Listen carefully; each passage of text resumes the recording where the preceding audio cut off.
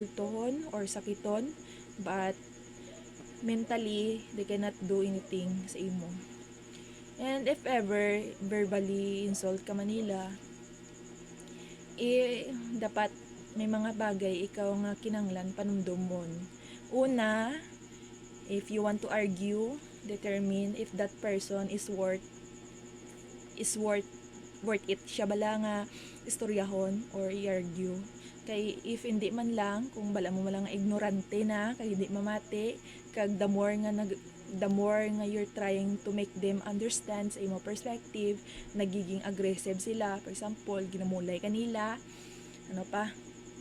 panumboy sila, or as in niya kalain niya sa pamatyagan kung may maatobang ka nga muna ang klase nga tao, do hindi kaya maingit sa ila ya, as in do hindi ka maingit sa ila, do maluoy ka sa ila kay amo na klase nga utak or pagpati ang ara sila, which is hindi man na nila gid totally nga sala. Kay ilugan sa akong yambal, tanan nga perspective has their own right and also validation.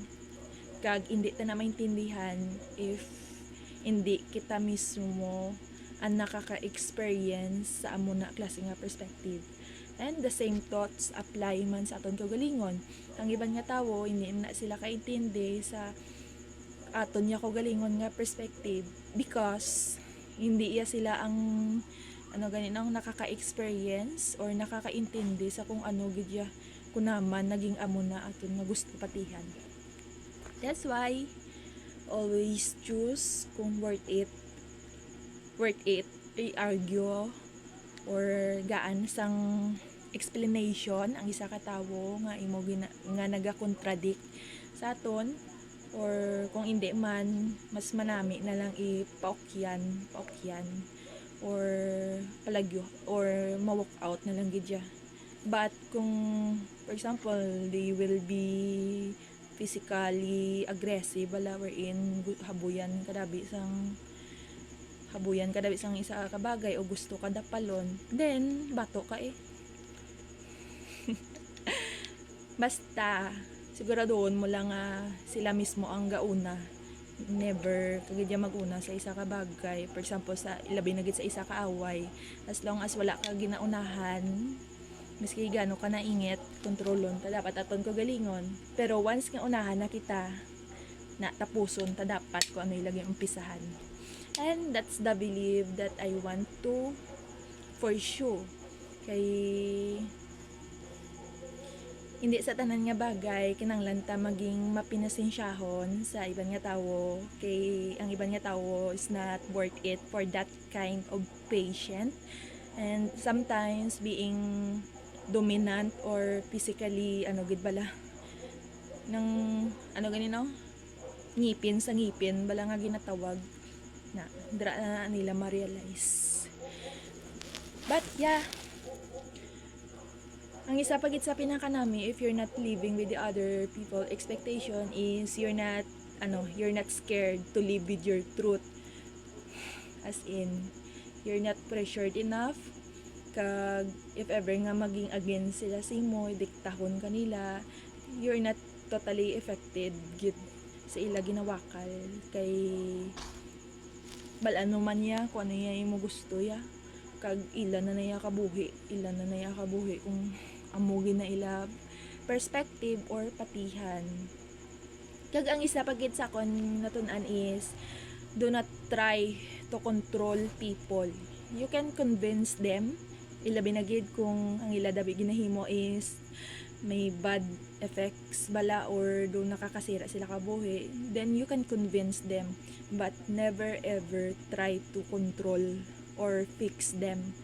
Kay kita lang ang makahimo sa sinasaton kaugalingon. Kag kung sila ya mismo hindi nila gusto, miski magluhod pa kita, miski gaan pa naton sila sa mga pang Albert Einstein nga explanation, hindi gina sila makaintindi. Kag kita mismo ma-drain man towards sa pagput bala sang energy and time towards sa ila for trying to control or fix them.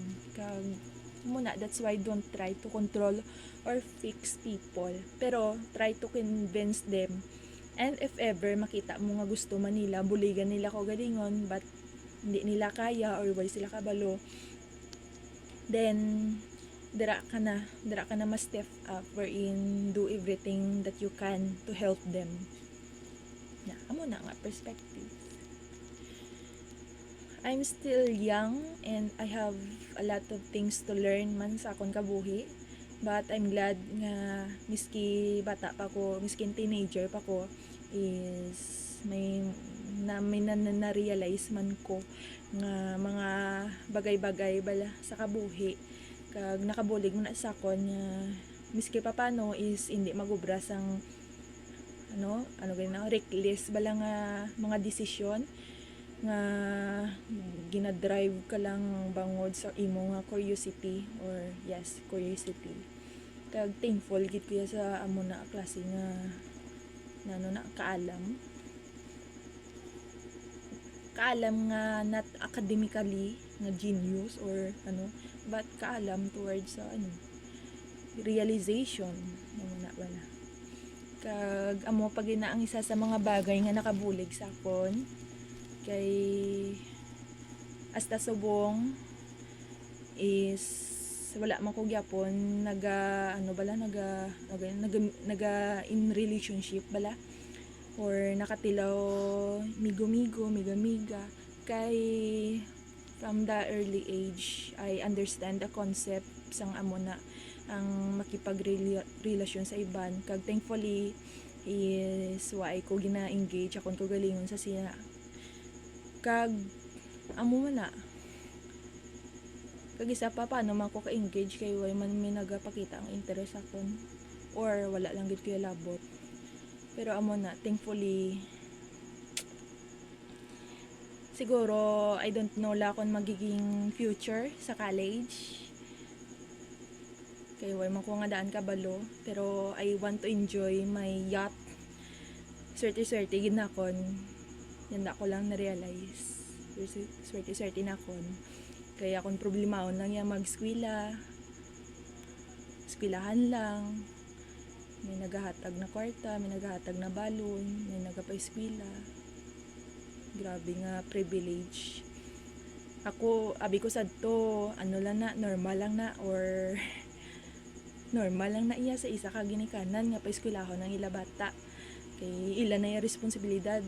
Abi ko amo na sadto. Pero sang na-realize ko nga hindi tanan nga ginikanan kaya pa eskwelahon, ilabi na gid sa college ang ila bata, na-realize ko kung gaano ko kaswerte. That's why I'm also trying hard gid nga magtuon. Actually ga trying hard gid ko nga magtuon subong. Gusto ko nga puro uno akon grade gid ya subong nga third year ko.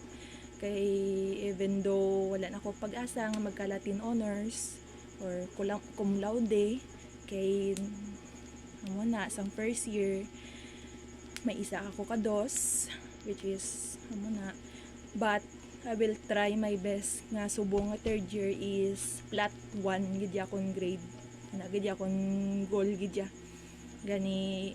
Amo ni ang naging rason ko naman I pursue this goal nga improve akong communication skills kay diri nga daan start ang tanan. Paano ako ma-recognize or paano ako ma-recognize if pinaukoy lang ko sa sulod sang classroom, kung wala ako gasabat sa mga oral recitation, bangod di ko kabalo magambal or nadlok ko, dumang na bala nga bagay. Kag hindi ko gustong astalang ko that's why I'm striving hard miski nahadlok ako. Actually nahadlok ako sang time before ko nigi umpisahan, kag na-awkwardan man ko kay abi ko dagabuang-buang lang ko if muna bala itry ko nga videohan akon ko galingon samtang gawakal, very awkward sa sang una, but subong nakita ko nga worth it, gali kag